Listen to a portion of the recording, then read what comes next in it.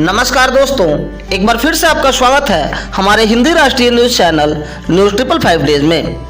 दोस्तों, आज से आस्था का महापर्व छठ की शुरुआत हो रही है।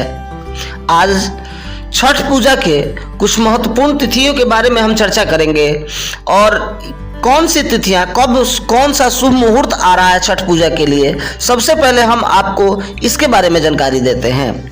तो दोस्तों, आज शाम को नहाए खाए से शुरू होकर कल शाम 4:45 से 6:25 तक खरना के लिए शुभ मुहूर्त है। साथ ही अगले दिन अर्थात 10 तारीख को 10 नवंबर को सायंकालीन अर्घ का समय 4:30 से 5:26 तक है तथा उसके अगली सुबह उदयकालीन अर्थात सुबह का अर्घ का समय 6:34 से शुरू होगा। दोस्तों, इस बार राजधानी पटना के 12 घाटों को खतरनाक घोषित किया गया है। जहां जाने का मन बना रहे हैं तो आप अपने मन को किसी सुरक्षित घाट की तरफ ले जाएं। दोस्तों, यदि आपने हमारे चैनल को सब्सक्राइब नहीं किया है तो सब्सक्राइब कर लें, जिससे रेगुलर न्यूज अपडेट आपको मिलती रहे। दोस्तों, छठ पूजा के नजदीक आते ही पूरा जिला प्रशासन चौकन्ना हो गया है। शहर के 12 घाटों को खतरनाक घोषित किया गया है, तो साथ ही शहर के 14 घाटों पर पार्किंग की व्यवस्था की गई है।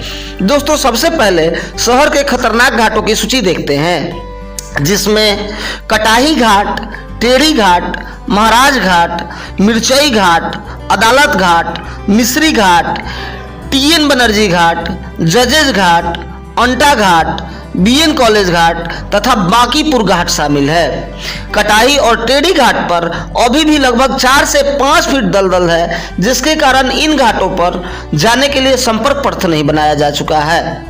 वहीं मिर्चई घाट पर भी 3-4 फीट दलदल है, जिसके कारण यहाँ भी संपर्क का रास्ता बनाना संभव नहीं है।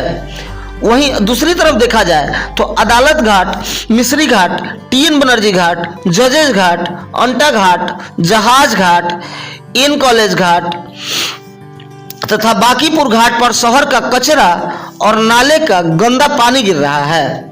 अब पार्किंग वाले घाटों की सूची समझते हैं। तो दोस्तों, सबसे पहले आप ये बात समझ लें कि जिन घाटों के नाम मैंने पहले आपको बताए हैं, यहाँ पर नाले का गंदा पानी गिर रहा है तो कहीं जाने का रास्ता नहीं है, जिसके कारण यहाँ पर यदि आप जाने का मन बना रहे हैं तो किसी दूसरे घाट की तरफ अपना रुख करें। अब बात करते हैं उन घाटों की सूची हम समझते हैं जहां पर वाहन पार्किंग की समुचित व्यवस्था की गई है।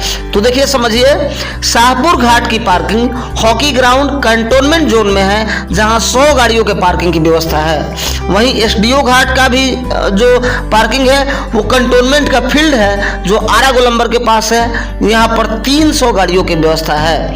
वहीं पीपापुल घाट दानापुर टेम्पो स्टैंड है, जहां 200 गाड़ियों की व्यवस्था की गई है। दीघा घाट, जेपी सेतु और जनार्दन घाट के अगल बगल में 220 गाड़ियों की पार्किंग की व्यवस्था की गई है।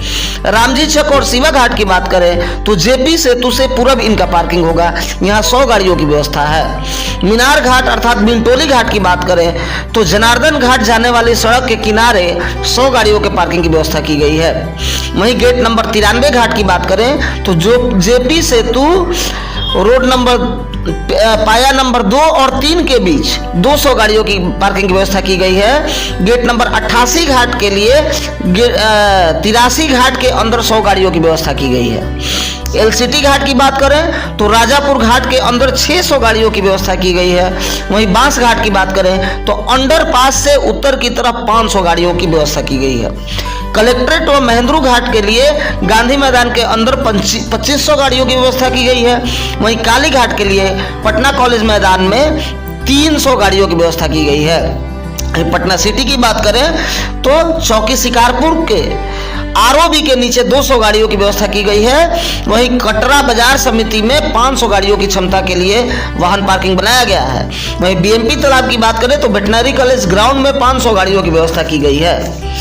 इसके अलावा शहर के प्रमुख तालाबों में भी उचित व्यवस्था की गई है, जिसमें मानिकचंद तालाब, अनीशाबाद, चिड़ियाघर तालाब और बीएमपी तालाब शामिल है। वहीं दीघा गेट नंबर 93 और 88 घाट पर बैरिकेडिंग की जा रही है, जिससे लोग ज्यादा पानी के अंदर न जा सके। अब ट्रैफिक व्यवस्था में क्या बदलाव किए गए हैं इसके बारे में समझते हैं, तो इसके बारे में जानिए विस्तार से। दोस्तों ध्यान दीजिए, छठ पूजा के दिन प्रशासन द्वारा दिए गए 14 घाटों से ज्यादा आप अपनी गाड़ी कहीं पे भी पार्क नहीं कर सकते हैं, अन्यथा आप पर पुलिस की कार्रवाई करेगी और करेगी ही करेगी। छठ पूजा के दिन अर्थात 10 नवंबर को दोपहर 2 बजे से शाम 7 बजे तक तथा 11 नवंबर की रात 2 बजे से सुबह 8 बजे तक अशोक राजपथ, पटना सिटी, बाईपास, बेली रोड सहित कई मार्गों पर वाहनों का परिचालन पूरी तरह से प्रतिबंधित रहेगा।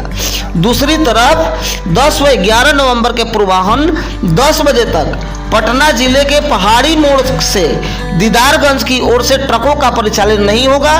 इन वाहनों को मसौढ़ी मोड़ के रास्ते, बेटा समेरा पथ के रास्ते फतुहा की ओर जाना होगा।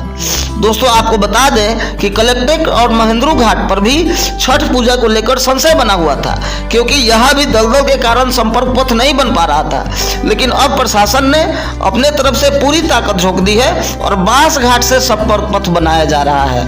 मतलब अब लोगों को इन घाटों पर पहुंचने के लिए 2 से 3 किलोमीटर पैदल चलना पड़ सकता है।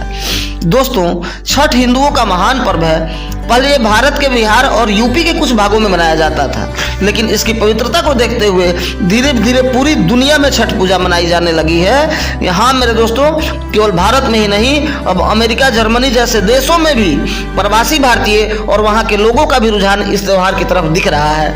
ये भगवान सूर्य की असीम कृपा है। दोस्तों छठ एक महापर्व है जिसके लिए कोई पूजा मंत्र नहीं है, और इस त्योहार में उदयमान और अस्तमान दोनों सूर्य को अर्घ दिया जाता है। 3 दिनों तक चलने वाला यह महापर्व पूर्ण रूप से लोगों की सादगी, सुदृढ़ता और सुरक्षा पर आधारित है। दोस्तों इस छठ पूजा फलों के बाजार भी सज गए हैं और फलों के भाव पटना बाजार समिति के मंडी के अनुसार कुछ इस प्रकार है।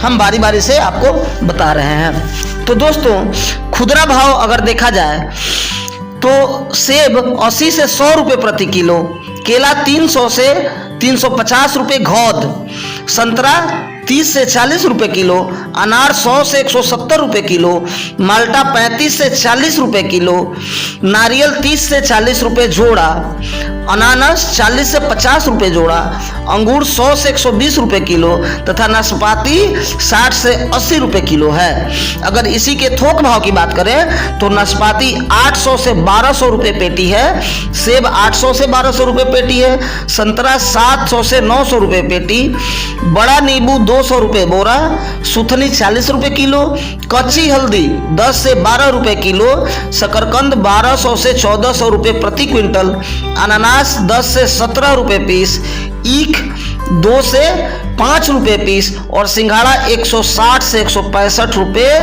5 किलो, मतलब पसेरी है मार्केट में। तो अगर देखा जाए तो इस बार फल के जो भाव हैं वो भी आसमान छू रहे हैं, लेकिन लोगों के आस्था के ऊपर फलों के भाव हो या घाटों की कोई भी कठिनाइयाँ वो कुछ भी नहीं है। तो दोस्तों मिलते हैं हम आपसे अगले वीडियो में, और आस्था के सुदृढ़ता और पवित्रता के महापर्व छठ पूजा पर न्यूज़ 555 डेज आपको और आपके परिवार को हार्दिक बधाई देता है तथा आपकी खुशियों की भगवान से प्रार्थना करता है। मिलते हैं अगले वीडियो में कुछ नए के साथ, तब तक के लिए जय हिंद, जय भारत।